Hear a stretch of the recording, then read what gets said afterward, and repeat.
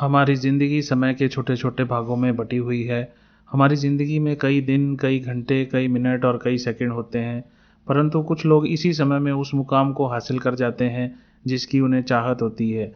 वे समय का सदुपयोग करते हैं और अपने जीवन में सफल हो जाते हैं।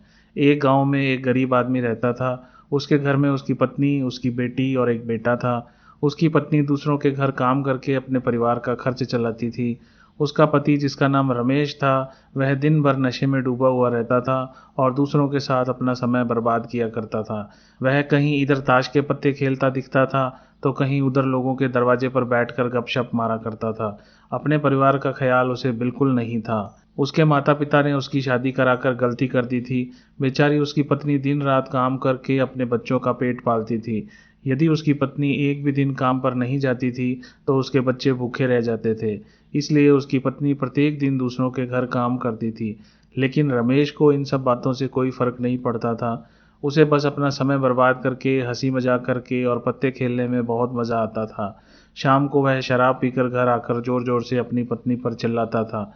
कई बार उसने अपनी पत्नी को मारा भी, लेकिन अब उसकी पत्नी करे भी तो क्या करे? वह अपने बच्चों को छोड़कर नहीं जा सकती थी। रमेश को जो भी कोई समझाता था कि रमेश, तुम कुछ काम किया करो, कुछ पैसे कमाया करो, अपने परिवार का खर्च तो उठाओ, तुम्हारे 2 बच्चे हैं, तुम्हारी पत्नी है, उनकी देखभाल करो, ऐसे अपना समय बर्बाद क्यों करते हो? तो रमेश उसके ऊपर बिगड़ जाता था और कहता, तुम्हें इससे क्या लेना देना? मैं कुछ भी करूँ, यह मेरा जीवन है, मैं तुम्हारे घर में खाता हूँ क्या? इस कारण कोई भी गाँव का सदस्य उससे इस विषय में बात ही नहीं करता था। वह सुबह खाकर निकल जाता था और रात में शराब पीकर आता था और अपनी पत्नी के ऊपर गुस्सा करता था। ऐसा ही कुछ काफ़ी दिनों तक चलता रहा। कुछ दिनों के बाद संसार में एक ऐसी बीमारी ने जन्म लिया जो मानव जाति के लिए अत्यधिक खतरनाक थी। चारों तरफ उस बीमारी का कहर था। आप सब जानते होंगे कि मैं किस वायरस की बात कर रहा हूँ। जब सरकार द्वारा सब तरफ लॉकडाउन लगा दिया गया था, तब चारों तरफ लोगों का एक दूसरे के यहाँ आना जाना बंद हो गया था। सारे कार्य, सारी फैक्ट्रियाँ, सारी दुकानें, सारी गाड़ियाँ इत्यादि सब बंद हो गए थे। अब रमेश का परिवार भूखा मरने लगा था, क्योंकि उसकी पत्नी, जो रोज़ कमाने जाती थी, अब वह किसी के घर काम पर नहीं जा पाती थी। अब वह किसी के घर इसी कारण से नहीं जा पाती थी कि कहीं इस बीमारी की वजह मैं ना हो जाऊं। लोगों ने भी अब उसे काम पर बुलाना बंद कर दिया था। उसके घर में अनाज का एक दाना भी नहीं था और ना ही उसके पास कुछ पैसे बचे थे। अब वह क्या करता, उसका छोटा बेटा भी बीमार हो गया था। जब उसके बच्चे की तबीयत ज़्यादा ख़राब हो गई, तब रमेश को समझ में आया कि अपने परिवार की तरफ ध्यान देना चाहिए। उसने अपने बच्चे को अस्पताल ले जाने के बारे में सोचा, परंतु उसके पास पैसे ही नहीं थे। वह गाँव वालों से पैसे मांगने गया तो गाँव वालों ने कहा, पहले तुम्हें समझाने पर तो तुम हम लोगों को जली-कटी सुना देते थे।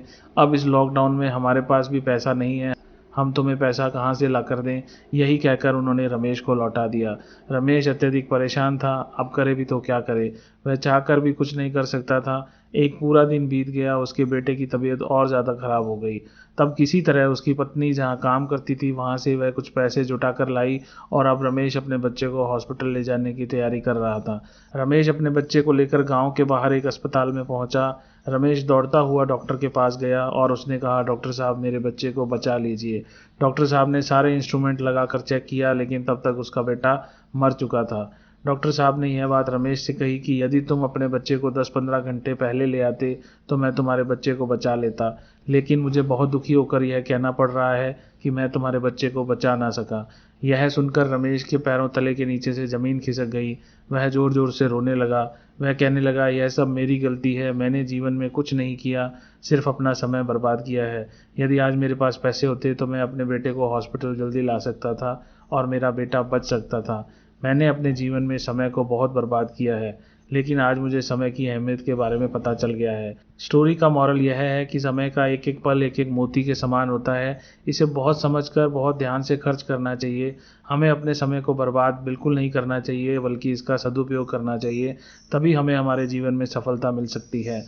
अगर इस कहानी में रमेश पहले से काम कर रहा होता, तो उसके पास पैसे होते और वह अपने बेटे का इलाज समय पर करवा पाता और उसका बेटा आज जिंदा होता। इसलिए मित्रों, हमेशा समय का सदुपयोग करना चाहिए और उसे बर्बाद बिल्कुल नहीं करना चाहिए। आज की कहानी अगर आपको अच्छी लगी हो तो इसे ज़रूर लाइक करें, अपने मित्रों के साथ भी ज़रूर शेयर करें। साथ ही हमारे चैनल को सब्सक्राइब करना बिल्कुल ना भूलें और घंटी के बटन को ज़रूर दबा दें। इस कहानी को आखिर तक सुनने के लिए आप सभी का बहुत बहुत धन्यवाद।